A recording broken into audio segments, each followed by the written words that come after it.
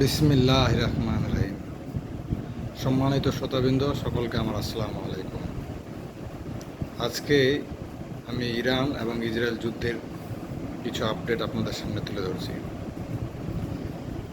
Iran এবং Israel যুদ্ধ আবারও শুরু হওয়ার পথে।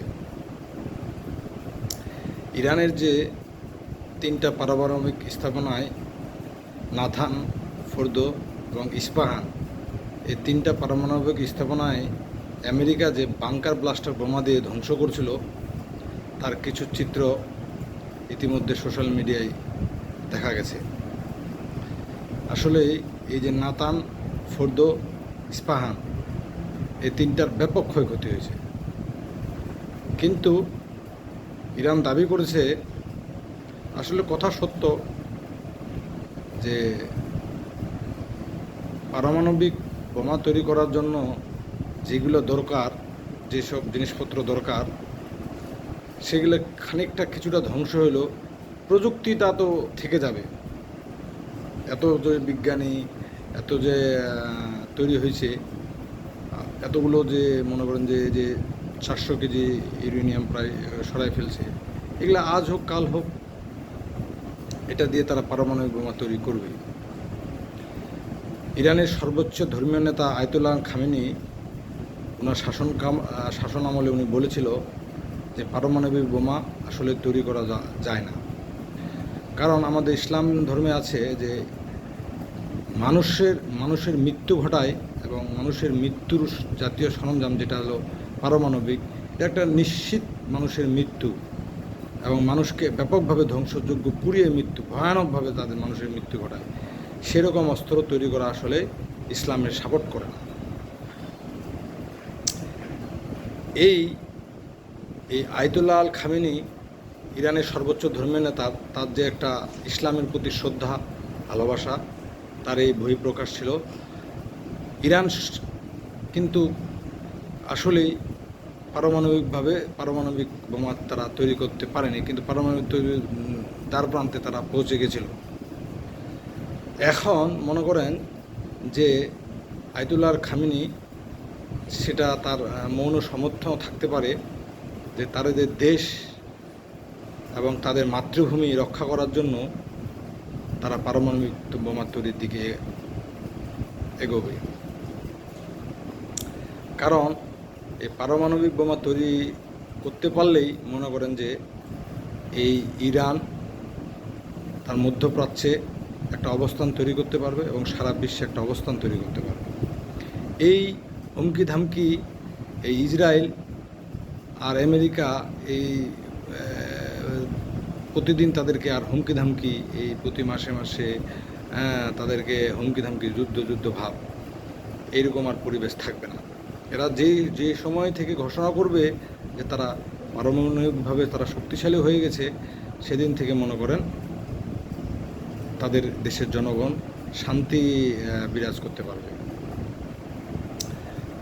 না হলে মনে করেন এই যে যুদ্ধ আমরা দেখতেছি, গাজার যে পরিমাণ ধ্বংসযজ্ঞ চালাচ্ছে, গাজার তো মনে করেন যে আসলে ধ্বংসলীলাটা এমনভাবে হয়ে গেছে যে আসলে আমরা বুঝতে পারি না।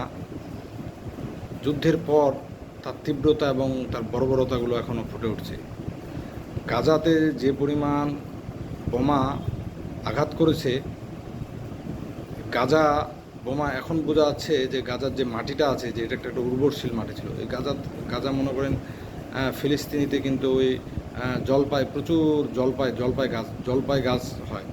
এই জলপাইয়ের তেল, যেমন যেটা আমরা অলিভ অয়েল তেল বলি, এই অলিভ অয়েল তেলটা কিন্তু আমরা মনে করেন যে স্পেন এগুলো থেকে হয়। কিন্তু স্পেন থেকে আমরা জলপাই তেলটা নিয়ে আসি, বাংলাদেশে যে অলিভ অয়েল তেলটা পাই। এটা টাছগুলো কিন্তু মানে ফলন হয়, কিন্তু ফিলিস্তিনিতে খুব ভালো জলপাই গাছ, প্রচুর জলপাই উৎপাদন হয়।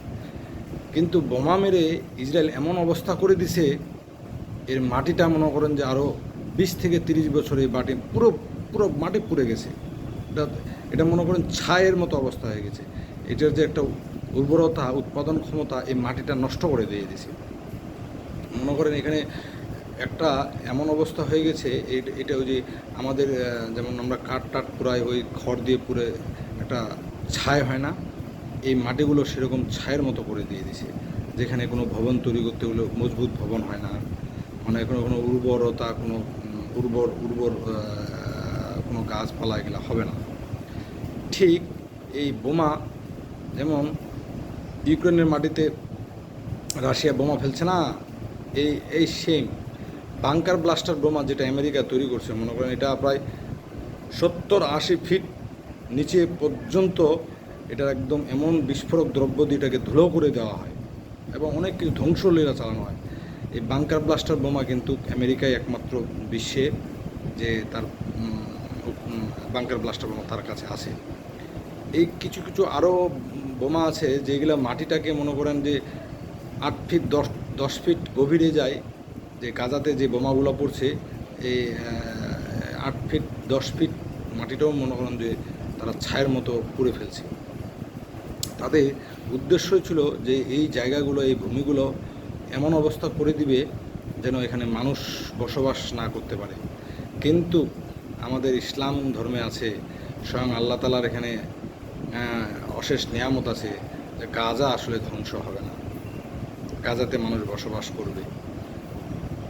আমরা মহান আল্লাহ তাআলার কাছে শুকরিয়া জানাই যে আমরা এবং দোয়া চাচ্ছি, আল্লাহ আমাদের গাজাবাসীকে আপনি রক্ষা করুন, আমাদের গাজাবাসীকে আপনি আমাদের হেফাজত করুন।